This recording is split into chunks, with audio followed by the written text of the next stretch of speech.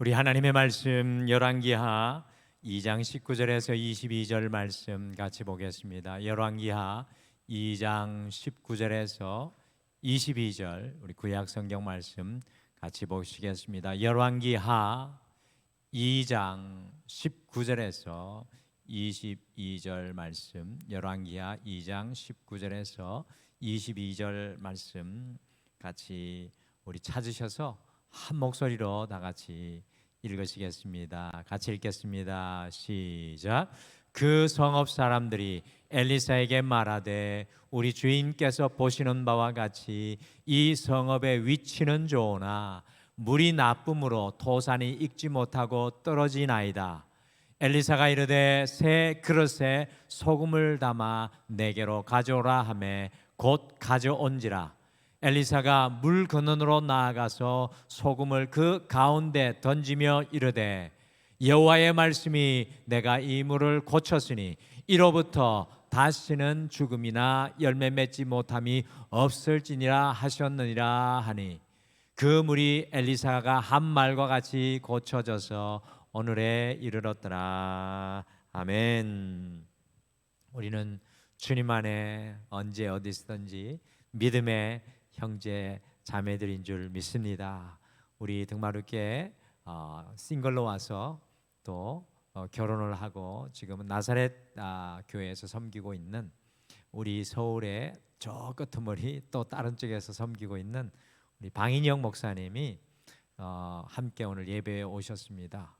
방선영 목사님이 왜 방인영 목사님이라고 했을까요? 저 교회는 수요일 날 오전에 예배를 드립니다. 그래서 예배를 드리고 우리 교역자들하고 만나서 같이 인사하고 교제하기 위해 오늘 왔는데요. 사모님이 제가 알기로는 7월쯤에 이제 아기를 가져가지고 애를 이제 낳을 예정입니다. 그래서 여러분들 같이 기도해 주시고 화면에 보시는 분들 같이 못 봐서 이렇게 화면까지 잡아주셨네요. 우리 박수로 축복하며 환영하겠습니다. 네, 다음에 올 때는 3시 오시면 좋겠습니다. 참 좋은 것 같습니다. 이렇게 서로 믿음의 형제 자매로 사랑을 확인하는 것 좋은 것 같습니다. 오늘 또 김영태 목사님의 새 아이들도 같이 왔는데 참 그것도 아름다워 보입니다. 요즘 지구촌의 가장 큰 문제로 대두되는 것이 무엇일까요? 올해 여러분들 알아차리셨습니까? 꽃나무하고 꽃이 다른 해보다 유난히 많이 화려하게 꽃이 피고 이렇게 나뭇잎들도 화려해졌어요. 좋은 것 같기는 한데 가만히 보면 오존층이 무너져서 광합성이 더 활발하게 되는 건 아닌가, 제 개인적으로 이 걱정이 좀 앞서는 마음인 것 같습니다.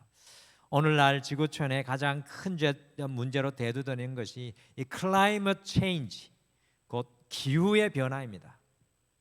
전 세계 지구촌이 산업혁명을 이어서 급격하게 발전되면서 이 환경 오염이 심각해지고 있습니다. 사람들의 욕심이 멈출 줄 몰라서 환경을 생각하지 않은 무차별 발전을 시행해서 이 생태계가 파괴될 뿐만 아니라 사람의 편리만을 생각하고 환경을 생각하지 않아서 이 환경 오염이 극에 달해가고 있는 것 같습니다. 이산화탄소 배출량의 증가로 지구의 온난화 현상이 일어나서 이 북극과 이 남극의 얼음이 녹아내리고요, 오존층이 파괴되고 있습니다. 제가 영국에 처음 갔을 때 영국은 여름에도 긴팔을 입을 정도로 아주 온화한 기후였는데 제가 영국에서 나올 때 날씨가 매우 더워져서 그 사람들은 그렇게 평생을 살다 보니까 여름에 더우면 노인 되시는 분들이 많이 돌아가십니다. 여름에 날씨가 좀 더워졌다고 노인들이 돌아가시는 현상이 많이 있는 것을 보고 깜짝 놀랐습니다. 이 일회용의 사용 증가, 산업 쓰레기의 증가로 지구는 지금 쓰레기장이 되어가고 있고요, 이 핵 폐기물의 처리는 전 세계의 위협이 되어가고 있습니다. 그래서 한 생태학자는 만일 20년, 30년 이내 인류 전체가 이 환경 보존을 위한 중대한 결정을 내리지 않는다면 우리 자녀들의 미래, 또 오늘 우리 방선영 목사님 아이의 탄생 기쁜 소식이 있는데 이 아이들의 미래가 보장될 수 없다라는 이야기입니다. 오늘 성경의 인물 20번째 시간에는 스승 엘리야와 헤어져서 이 사역의 첫 발을 내딛는 이 엘리사 선지자를 발견하게 되는데 그의 첫 번째 사역이 환경 문제였습니다. 환경 문제. 우리가 엘리사 선지자와 무려 2900년의 간격이 있는데요.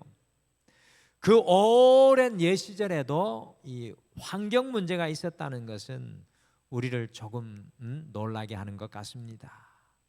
과연 오늘 그 환경의 문제를 엘리사는 어떻게 극복하고 있습니까? 저는 사실 오늘 이 환경의 문제를 가만히 생각하면서 인류의 환경 문제를 일으키는 근원적인 문제는 다른 어떤 누구가 아니라 인간이라는 사실, 제 자신이라는 사실을 깨닫고 다시 많은 생각에 잠기게 됐습니다. 그 표면으로 자동차를 줄이고 쓰레기를 줄이는 것도 중요하지만 우리가 바뀌지 않으면 환경인 더 몸살을 앓을 수밖에 없다고 생각합니다. 그러므로 환경의 문제를 제대로 극복하기 위해서는 단순히 돌출되는 환경적인 문제를 넘어서서 영적인 환경의 문제를 생각해야 된다라는 것을 또 깨닫게 됩니다. 그래서 오늘 성경의 인물 20번째 사람인 엘리사의 첫 번째 사역의 현장에 우리가 함께 가서 영적인 환경을 치유하라는 제목으로 영적인 환경을 치유하라라는 제목으로 과연 어떻게 엘리사가 환경의 문제를 극복하였는지 함께 보면서 남아있는 이 한 주 동안 우리의 삶의 환경도 주님의 눈으로 돌아보고 치유하는 영적인 기경을 여러분과 제가 이루어 나가게 되기를 간절히 소망합니다. 첫째, 우리를 둘러싸고 있는 저주받은 환경의 모습을 볼 줄 알아야 합니다. 여러분들 참 이 중요한 내용 같아요. 우리를 둘러싸고 있는 저주받은 환경의 모습을 우리가 볼 줄 알아야 합니다. 열왕기하 2장 19절 말씀 같이 한번 다시 읽겠습니다. 19절 말씀 같이 읽겠습니다. 시작. 그 성읍 사람들이 엘리사에게 말하되 우리 주인께서 보시는 바와 같이 이 성읍의 위치는 좋으나 물이 나쁨으로 토산이 익지 못하고 떨어지나이다. 여기에 성읍이 하나 나오는데 여기는 어디일까요? 오늘 나오는 이 성읍이 어느 성읍일까요? 여러분들 우리 민수기 말씀 배우고 있는데 가나안 땅의 첫 성 이스라엘 백성이 들어갈 때 처음 만난 성읍이 어디입니까? 여리고. 영어로는 그렇지 여리고, 제리코. 이 여리고가 오늘 성경에 나오는 성읍의 배경입니다. 여리고는 역사에 따르면 사람들이 약 10,000년 전부터 거주하였던 가장 오래된 도시 중에 인류 역사의 가장 오래된 도시 중에 하나로 역사에 기록되어 있습니다. 상상해 보실 수 있죠? 그럼 여리고라는 도시가 좋은 땅입니까? 사람 살기에 나쁜 땅입니까? 가늠이 안 가세요? 좋은 땅이 만년부터 사람 살았으니까 좋은 땅이죠. 제가 성지순례를 갔는데 과연 그랬습니다. 왜 그런 거 아니? 저 밑에 사해 바다에서 막 광야를 달려서 이 차를 타고 오는데 저 멀리 여전히 광야입니다. 저 멀리 푸르른 야자나무가 막 솟아 있는 거예요. 그래서 저희가 어디매입니까? 라고 저기 가이드에게 물어드리면 여리고라는 겁니다. 와, 정말 주변에는 다 사막인데 거기는 이 나무가 있어요. 푸를 정도입니다. 푸르렀습니다. 여러분들 여리고는 사막이 끝나는 지역과 바로 붙어있는 오아시스의 땅이었습니다. 그래서 성지순례 가시면요 여리고에 가면 가이드가 지하로 데리고 가는데 지하 동굴로 데리고 가는데 그곳에 The Fountain of Spring이 있습니다. 물이 솟아나는 샘물이 있어요. 그래서 물이 그냥 솟아나오는 게 아니라 우리나라 안양천만큼 시냇물이 이 사막에서 흘러나오고 있습니다.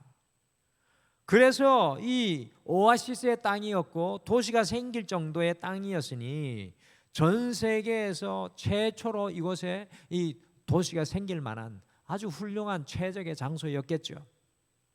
그런데 오늘 하나 발견하게 되는 것은 이 좋은 땅에서 사막의 한가운데 물도 풍부한 곳이 물이 나빠 땅에서 나는 토산물이 익지 못하고 떨어진다는 것입니다.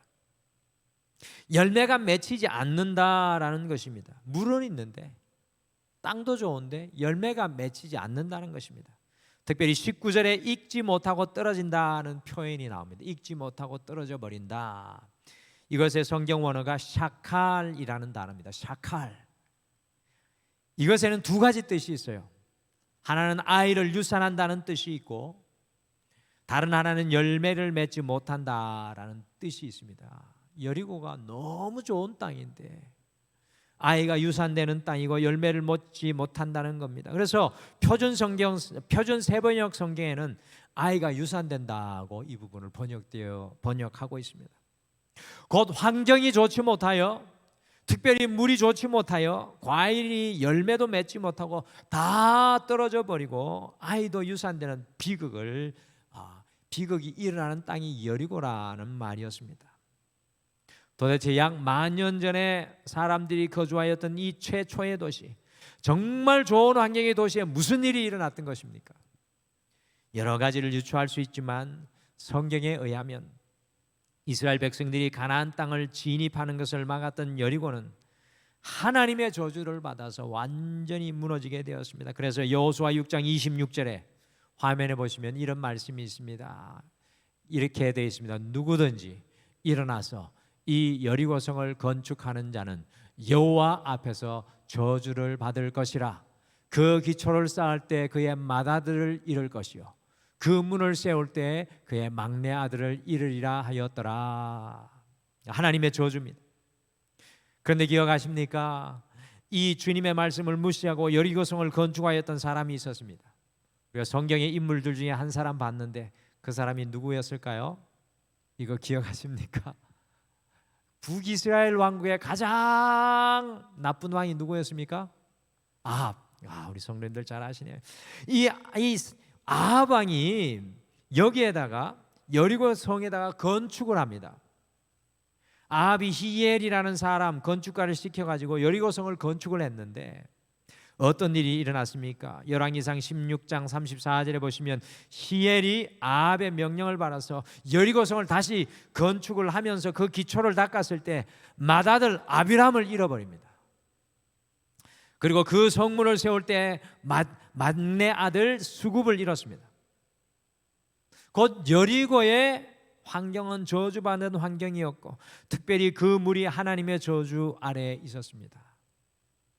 그런데 다행히 중요한 것은 여리고성의 몇몇 사람들이 그들의 이와 같은 영적인 환경을 인식하고 있었다라는 것입니다. 자신들의 영적인 환경을 보고 있었습니다. 이 사람들은 자신들을 둘러싸고 있는 저주받은 환경을 볼 수 있는 눈이 열려 있었습니다. 결국 이 사람들이 하나님의 종인 엘리사에게 이 문제를 들고 찾아왔습니다. 여기에 참 중요한 숨은 교훈이 있습니다. 오늘 여러분과 제가 마음속에 다 간직해야 할 숨은 교훈이 있습니다. 우리가 삶의 환경을 변화시키기 위해서는 우리의 영적인 삶의 환경을 볼 수 있는 눈이 필요합니다. 그런데 우리의 삶의 환경들이 눈으로 드러나는 부분들이 많이 있잖아요. 오늘 여리고와 같이 결실하지 못하는 문제, 오늘 여리고와 같이 우리의 삶이 여러 가지 환경들이 어려운 때 처해 있는데 우리가 환경을 변화시키기 위해서는 우리의 영적인 환경, 그 숨어있는 그 뒤에 영적인 환경을 볼 수 있어야 합니다. 여리고성에 많은 사람들이 살고 있었습니다. 아이들이 유산되어도 자신들의 삶의 열매가 맺히지 않아도 그러려니 하고 살아가는 사람들이 대부분이었다는 것입니다. 영적인 위기를 알지 못하고 살아가는 것이 가장 큰 문제입니다. 다시 말씀드립니다. 우리의 삶 속에 영적인 위기를 알지 못하고 살아가는 것이 가장 큰 문제입니다.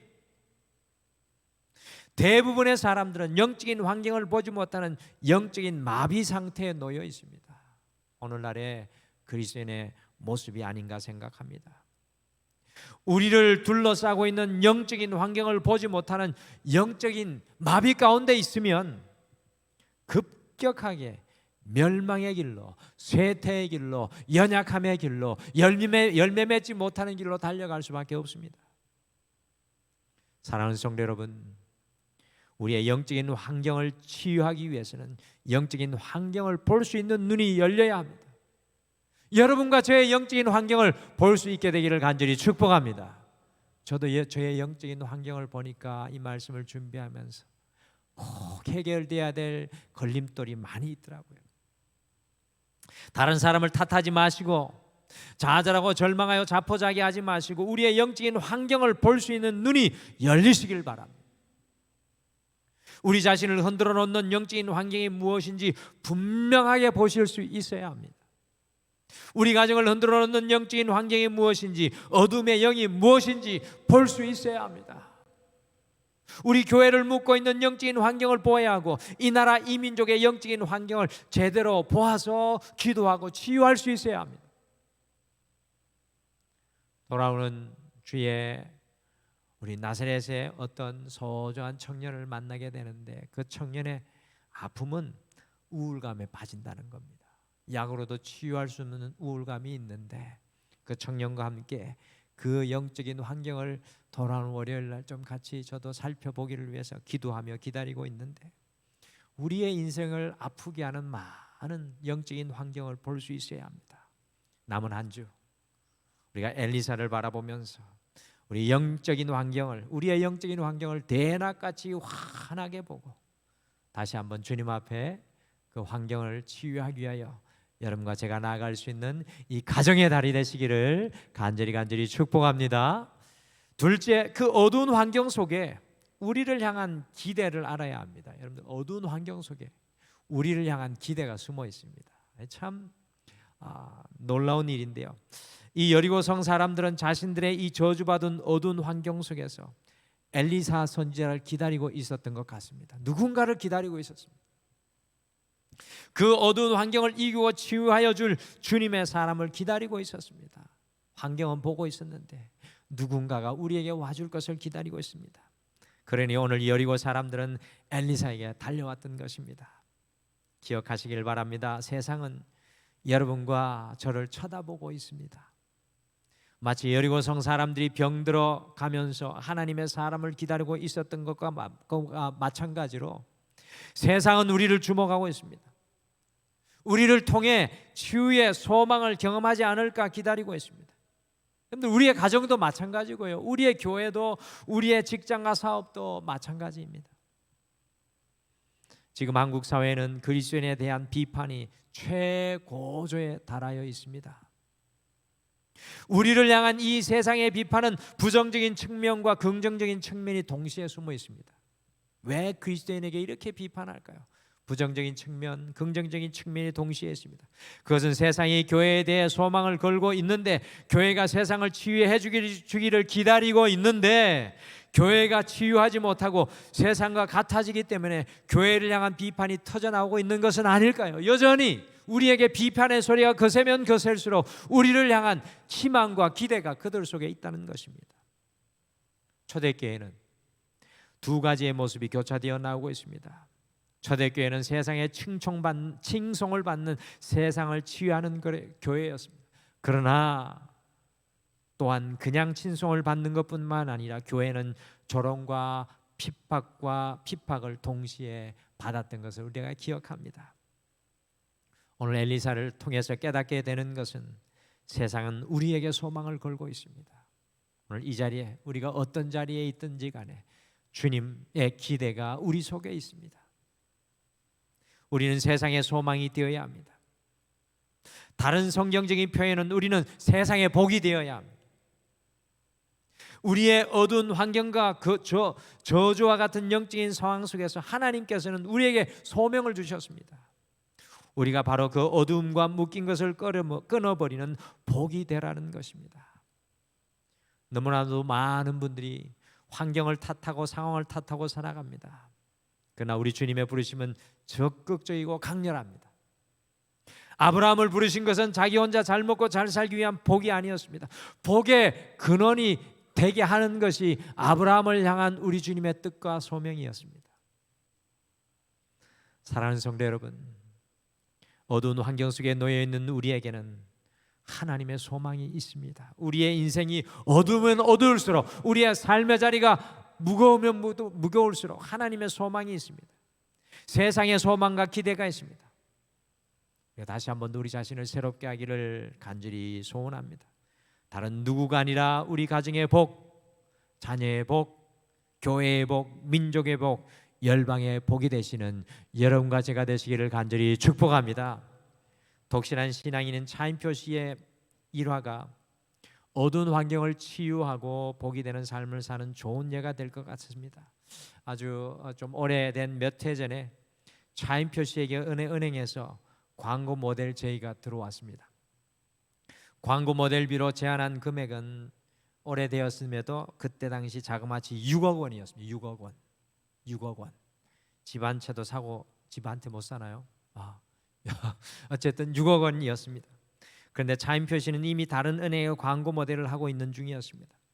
새로운 제안을 받은 그는 마침 이제까지 해왔던 그 은행과의 계약 기간이 얼마 남지 않아서 그 은행 측에 이 사실을 알렸다고 합니다. 그랬더니 모델을 제안해왔던 은행에서는 내년에도 자기의 은행의 모델을 계속했으면 좋겠다고 말하면서 국책은행인지라 광고 모델비로 그만큼은 지불할 수 없다고 했습니다. 결국 그는 6억 원의 모델료를 제외한 새 은행의 담당자를 만났습니다.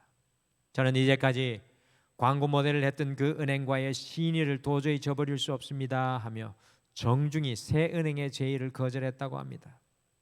그랬더니 새 은행에서 지금까지 해왔던 은행의 모델도 하면서 동시에 자기들 은행의 모델도 해줄 것을 부탁했습니다. 저 같으면 무릎을 탁 치면서 와, 이게 하나님의 은혜구나 라고 생각해. 이분은 틀립니다. 물론 조건은 동일한 6억 원을 준다는 겁니다. 두 개를 다 해도. 그러자 그는 그 제안 또한 거절했다고 합니다. 그 이유는 이러했습니다. 아무리 생각을 해도 모델을 해왔던 은행과의 신의를 저버릴 수 없습니다. 미안합니다. 이 사실을 알게 된 어떤 기자가 차인표 씨에게 인터뷰를 요청했더니 이런 이야기를 해주었다고 합니다. 다 지난 일인데요. 사실 신의, 믿음과 의리가 돈보다 훨씬 중요하잖아요. 길지 않은 삶을 살았지만 정말 돈보다 소중한 가치가 얼마나 많아요. 사랑, 신의 등등요. 이 사람의 가치관이 어디서 온 것입니까? 독실한 주님을 바라보는 그리스도인이잖아요. 한 사람의 온전한 크리스찬의 삶이 얼마나 많은 사람들에게 따뜻함을 줍니까? 그리고 더 나아가서 오늘날 돈만 따라가는 황금 만능주의를 치유하는 것을 보게 됩니다. 전혀 새로운 영향력을 끼치잖아요. 많은 사람들에게 복이 되는 것을 보게 됩니다. 잊지 마시길 바랍니다. 하나님과 세상은 어두운 환경을 치유하는 소망과 기대를 우리를 향해 가지고 있습니다. 주님께서는 여러분과 저를 통해 세상에 복이 되기를 소원하시는 줄 믿으시길 바랍니다. 지난주에 교회의 소명, My Calling, The Calling, My Calling이 우리가 발견해야 되는데 특별히 My Calling을 발견하셔야 된다고 우리가 말씀을 나눴습니다. 그 복의 주제는 세상의 복입니다. 할렐루야. 우리가 끝까지 세상의 복이 My Calling이 되기를 소원합니다. 우리 옆에 분에게 이렇게 축복해 주시죠. 특별히 우리 자녀에게 이렇게 축복해 주십시다. 세상의 복이 됩시다. 세상의 복이 됩시다. 마지막으로 그 어두운 상황 속에서 하나님의 사명을 감당해야 합니다. 어떻게 이 세상을 치유하는 복의 사명을 감당할 수 있을까요? 같이 20절 말씀 엘리사의 모습을 통해 상세하게 우리가 어떻게 복이 될지 배우게 됩니다. 우리 20절 말씀 같이 읽겠습니다. 시작. 엘리사가 이르되 새 그릇에 소금을 담아 내게로 가져오라 하매 곧 가져온지라. 아멘. 엘리사는 환경 치유의 사명을 감당하기 위해 먼저 새 그릇을 준비하라고 하였습니다. 새 그릇을 준비하라. 새 그릇은 다른 말로 깨끗한 그릇입니다. 늘 잘 아시죠? 하나님 나라에는 금그릇, 은그릇, 질그릇도 있지만 우리 하나님께서 쓰시는 그릇은 깨끗한 그릇입니다. 저는 요즘에 조금 철이 드는 것 같습니다. 예전에는 막 화려한 사람이 좋아 보였어요. 막 커리어도 뛰어나고 막 리더십도 있고 말도 잘하고 그런 사람이 막 좋아가지고 그 앞에 가서 어떻게 하면 좀 가까이 갈 수 있을까 애쓰고 노력했습니다. 근데 저는 요즘에는 그런 사람 별로 안 좋습니다. 요즘에 정말 가까이 하고 싶은 사람은 금그릇의 사람도 아니고 은그릇의 사람도 아니고 화려하게 치장된 사람도 아닌 깨끗한 그릇의 사람 옆에 가고 싶습니다. 오늘 이 시대가 요구하는 리더는 어떤 사람일까요? 깨끗한 그릇, 새 그릇의 사람이라고 저 혼자 요즘에 결론을 내리고 있습니다. 우리 하나님께서 쓰시는 그릇은요, 금그릇, 은그릇, 질그릇도 있지만 하나님께서 쓰시는 그릇은 깨끗한 그릇입니다. 어두운 환경을 치유하고 복이 되어 치유의 사명을 감당하기 위해서는 우리가 새 그릇, 깨끗한 그릇으로 변화되어야 합니다. 여러분들 이것이 이 가정의 달 우리가 기도해야 될 제목인 것 같습니다. 신앙의 관건은 깨끗한 그릇이 되는 것입니다. 더 잘 되는 것, 더 높이 올라가는 것이 아니라 신앙의 관건은 깨끗한 그릇이 되는 것입니다. 신앙생활의 목적은 깨끗한 그릇입니다. 십자가에 흘리신 주님의 보혈이 우리를 새 그릇으로 변화시키는 것이 바로 신앙의 목적입니다. 우리는 과연 새 그릇이 되었습니까? 여러분과 저는 과연 새 그릇입니까? 주님으로 인하여 새 그릇입니까? 오늘 우리가 헌 그릇은 아닙니까?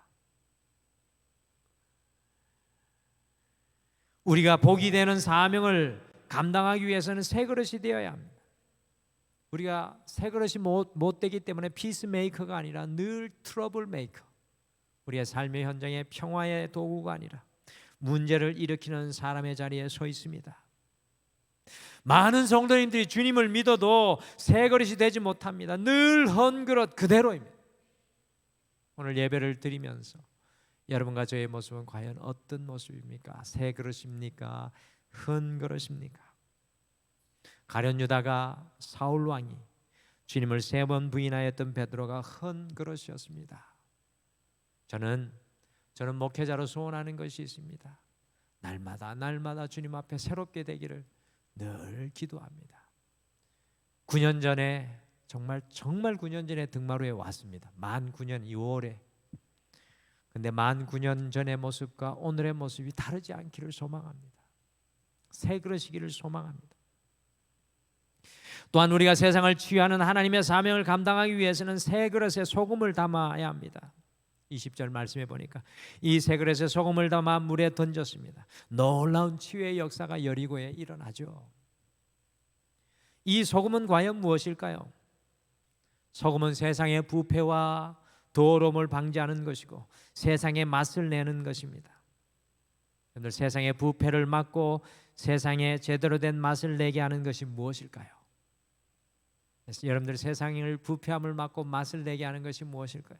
요즘에 뉴스에 한 유명 연예인이 이 대마초 프로포졸, 모르겠습니다. 정확하게 프로폴, 이 발음도 안 됩니다. 하여튼 4가지를 이 마약을 가까이 해서 어둡게 하는데, 여러분들 우리나라도 마약 청정국이 아니잖아요. 정말 이 세상이 이 세상의 것들로 부패해가고 있습니다. 어떻게 이 세상을 바꾸고 치유할 수 있는 것, 이 세상에 맛을 내고 부패를 막게 하는 것, 그것이 무엇입니까? 그것은 바로 하나님의 말씀입니다. 우리가 어떻게 세상을 바꾸고 세상을 치유할 수 있겠습니까? 어떻게 세상에 맛을 낼 수 있는 그런 사람이 되겠습니까? 그것은 우리 자신 안에 있는 것이 아닙니다. 그것은 21절의 말씀처럼 여호와의 말씀입니다. 우리가 새 그릇이 되어 내 안에 여호와의 말씀이 담겨질 때, 새 그릇이 되어 여호와의 말씀이 담겨질 때 놀라운 역사가 일어납니다. 우리의 사명은 무엇입니까? 내가 드러나는 것이 아니라 하나님의 말씀을 통해 하나님을 드러내는 것이 우리의 사명입니다. 우리의 삶에 오염된 것 위에 부어져야 하는 것이 무엇입니까? 우리의 가정에 과연 부어져야 하는 것이 무엇입니까? 이 교회 위에 부어져야 하는 것이 무엇입니까? 그것은 하나님의 말씀인 소금입니다. 하나님의 말씀이 부패를 방지하고 세상과 인생 속에 진정한 맛을 내게 할 줄 믿습니다. 이 5월 우리 가정이 주님의 말씀에 소금이 부어지기를 소망합니다. 사랑하는 성도 여러분, 우리가 어떻게 열매 맺지 못하는 저주와 같은 상황 속에서 하나님의 사명을 감당할 수 있겠습니까? 우리가 새 그릇으로 변화되시기를 간절히 축복합니다. 헌 그릇은 안 됩니다. 새 그릇으로 변화되십시오. 더 나아가 그 새 그릇에 주님의 말씀인 영적인 소금을 담아내십시오. 날마다 영적인 소금을 우리가 큐티하고 있는데요, 그 소금을 우리의 인생에 담아내서 그 소금이 내 자신에 적용되고 우리의 가정에 적용되고 우리의 자녀들에게 적용되고 우리의 인생에 적용되어서 하나님의 치유의 역사가 우리의 삶의 곳곳에 일어나게 되기를 간절히 소망합니다. 저는 제 인생의 마지막 호흡 다하는 순간까지 이와 같은 일을 하기를 소원합니다. 또 여러분과 제가 그 생명의 소금을 담아내는 믿음의 사람들 되기를 소망합니다. 성경의 인물들 20번째인 엘리사를 통해서 오늘 귀한 도전을 받습니다. 먼저 이번 한 주 우리를 둘러싸고 있는 어두운 영적인 환경이 무엇인지 발견하시길 바랍니다. 여러분의 영적인 환경을 발견하시기 바랍니다. 영적인 환경을 보시길 바랍니다. 둘째, 그 영적인 환경을 치유하기 위해서 우리를 향한 하나님의 기대와 세상의 소망을 보시길 바랍니다. 여러분들 누구를 향해 기대하실까요? 내 남편도 아니고 내 아내도 아니고 내 자녀도 아니고 이웃이 아니라 하나님의 소망 그리고 세상의 기대는 우리에게 있습니다. 마지막으로 우리가 새 그릇이 됨으로 우리 안에 영적인 소금인 말씀으로 충만하여서 우리의 삶의 현장에 그 소금을 적용하며 뿌리며 맛을 내는 주의 종들 되시기를 간절히 축복합니다. 그래서 하나님의 치유를 이 5월의 가정의 달 우리의 가정부터 우리 자신부터 드러내며 나타내는 우리가 되기를 함께 기도하며 달려가시겠습니다. 우리 같이 오늘 말씀 생각하시면서 이 찬양 고백했으면 좋겠습니다. 오늘 엘리사가 환경을 치료했는데 엘리야는 여러분들 아시죠? 구약 성경의 엘리야는 신약 성경의 세례 요한을 그림자처럼 비유합니다. 엘리사는 신약 성경에 누구를 비유합니까? 그림자입니까? 예수 그리스도.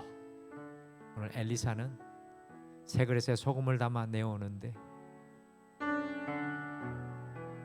그 새 그릇에 담긴 소금은 우리 주 예수 그리스도인 줄 믿습니다. 그래서 우리가 오늘 이 찬양 고백했으면 좋겠습니다. 예수 나의 치료자, 예수 우리의 가정의 치료자, 예수 우리의 자녀의 치료자, 예수 우리의 삶의 치료자. 우리 이 믿음으로 같이 함께 이 찬양 고백하겠습니다.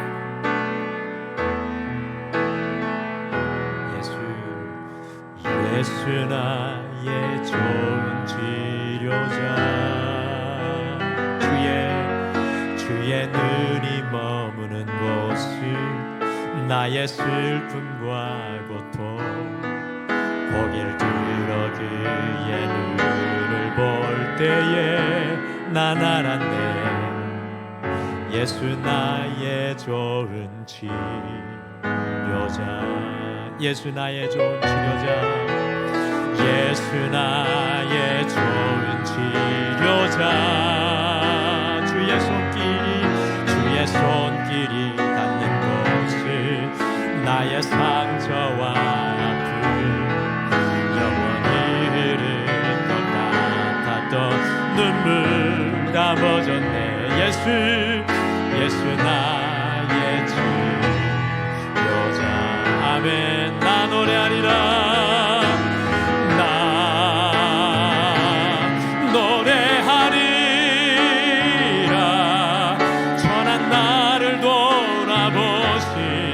그새 주를 찬양해 하늘 닿는 곳까지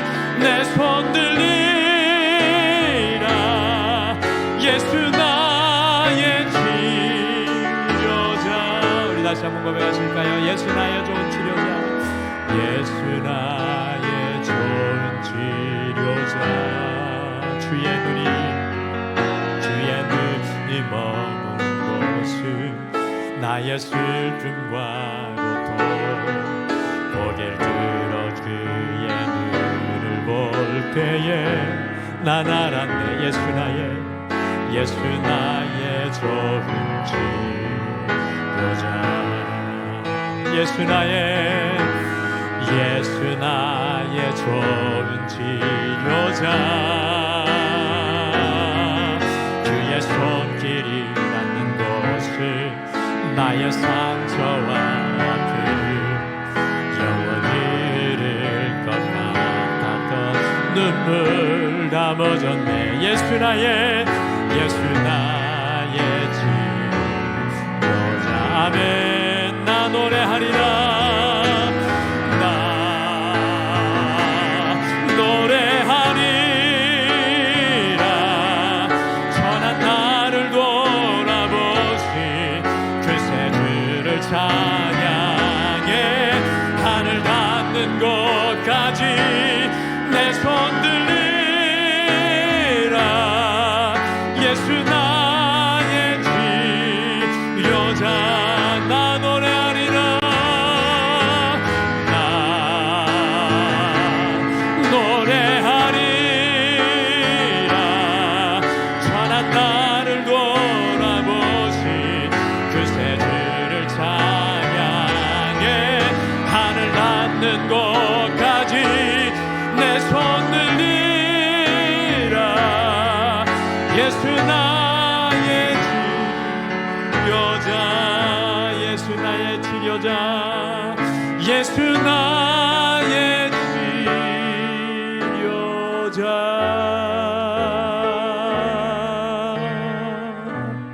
우리 시간 같이 함께 기도하실까요? 오늘 말씀 생각하시고, 주님, 우리의 가정에 영적으로 병들어 있는 이 환경, 이 연약함을 오늘 주님 앞에 나아갑니다. 가지고 나아갑니다. 특별히 나의 이 연약함, 영적인 병듦을 주님 앞에 가지고 나아갑니다. 주님께서 나를 치유하여 주시고 정결케 하여 주셔서 복이 되도록 세워주신 이 가정 속에 복이 되게 하여 주시고 나를 통하여 그리스도의 소망과 기대가 이루어져 갈 수 있도록 축복하여 주시옵소서. 헝거르신 나를 새 그릇으로 준비시켜 주시고 내 안에 그리스도의 맛을 내는 주의 말씀을 담궈 주시고 삶의 현장에 이 은혜의 맛을 내게 도와주시옵소서. 그 말씀 생각하며 잠깐 기도하겠습니다.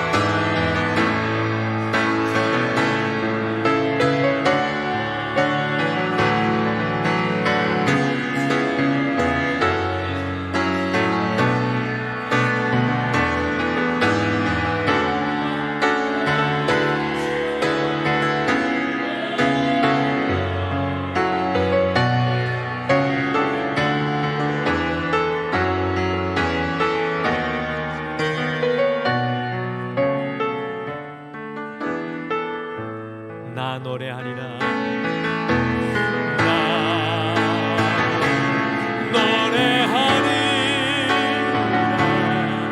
선한 나를 돌아보신 그새 주를 찬양해. 하늘 닿는 곳까지 내 손 들리라. 예수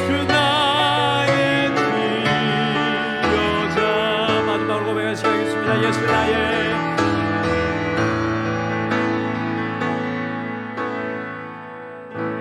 예수 나의 치료자.